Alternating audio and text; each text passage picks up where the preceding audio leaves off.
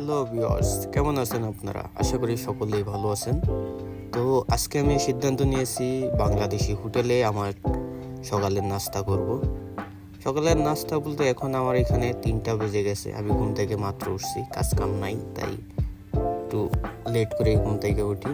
আপাতত বেকার বসে আছি, তাই কি করব, যেই ভাবনা সেই কাজ। বাংলাদেশি হোটেলে আমি চলে এসেছি। এখানে বাংলাদেশি স্বাদের খানা পাওয়া যায়। বাংলাদেশের হোটেল যেহেতু দেশীয় স্বাদে পাওয়া যাবে, তো প্রচুর লোকের সমাগম এখানে।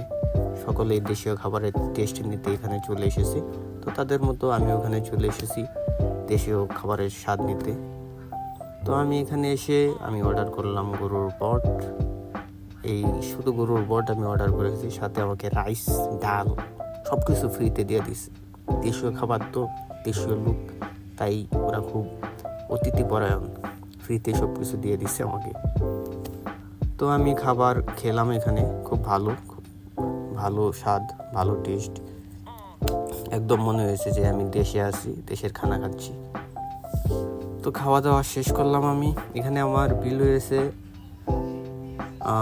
16 দিরহাম। আমি বিল দিয়ে দেন এখন আমি আমার রুমে চলে যাচ্ছি। 2 মিনিটের রাস্তা রুম থেকে হোটেল, একদম কাছে।